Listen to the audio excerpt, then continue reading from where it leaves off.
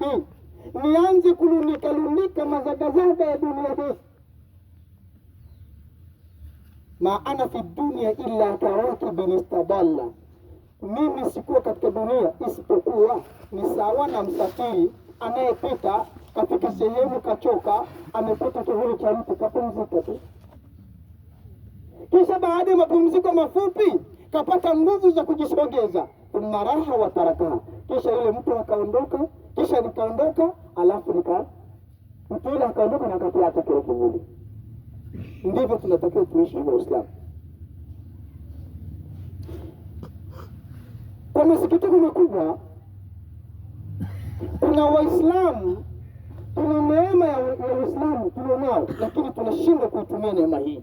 Yaani mtu amekubali kubaki na jina yeye ni Muislamu.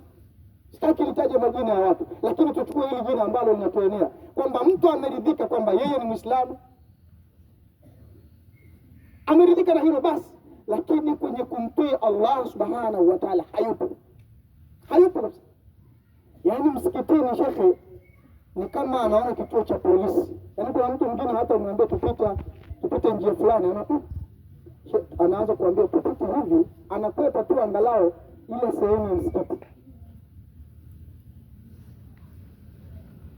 Kuna mmoja jeneza liliwahi kugoma kuingia msikitini. Yaani kuna mtu yeye hakuwa na swali huko nyuma, kama sikosea ni wilaya hii mashariki. Alivuna, watu wakamwambia, bwana nimeomba sadaka kidogo kwa ajili ya ujenzi wa msikiti.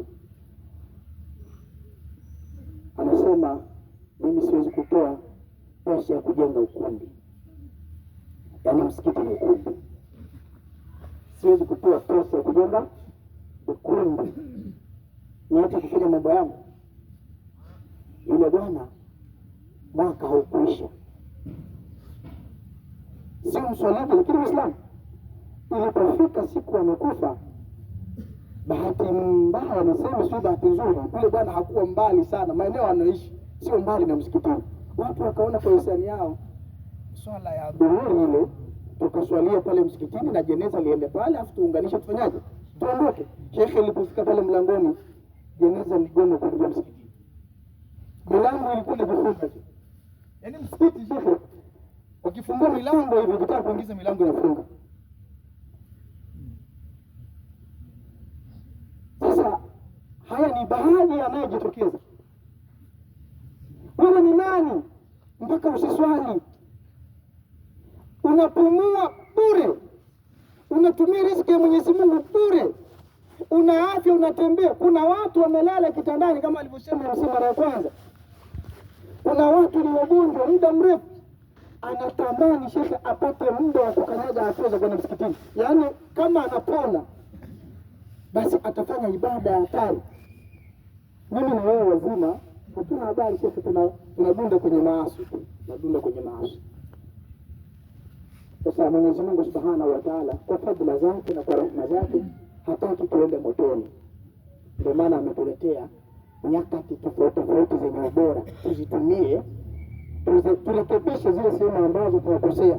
Kama hivi tuko ndani ya mwezi wa Ramadhani, Allah katuletea mwezi wa Ramadhani, anajua baada ya Ramadhani iliyopita kuna watu walighafilika, uchamungu waliokuwa nao ulipungua, ulishuka.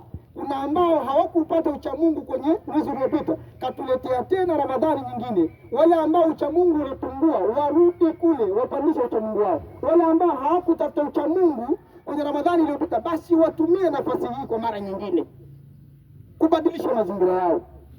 Allah Subhanahu wa Ta'ala anamwambia mtume wetu Muhammad sallallahu alayhi wasallam baada a'udhu billahi minash shaitani rrajim, nabbi ibadi anni ana al-ghafurur rahim wa anna adhabi huwa al-adhabul alim.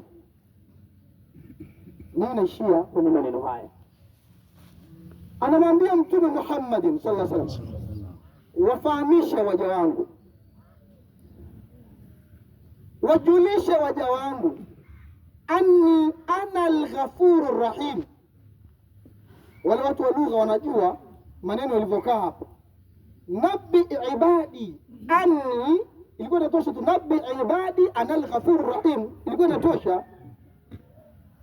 Kisha kaja nabbi ibadi anni anal ghafurur rahim, wafahamisha waja wangu, waambie kwamba mimi Allah subhanahu wa ta'ala anal ghafuru, mimi ndo mwenye kutoa msamaha kwa anayetaka kusamehewa, basi aje kwangu, aje kwangu kwa unyenyekevu, kwa utaratibu ulio mzuri. Anal ghafuru, mimi ndo mwenye kusamehe, lakini pia arrahim, mimi ndo mwenye huruma pia. Naweza nikakuhurumia yale madhambi yote uliyofanya, nikayafuta kwa huruma zangu. Waambie waja wangu, hizo ndo sifa zangu mimi. Wasiwe na wasiwasi, waniambie wenye kutaka msamaha, wenye kutaka kuhurumiwa, waambie mimi ndo mwenye kusamehe, mwenye huruma. Lakini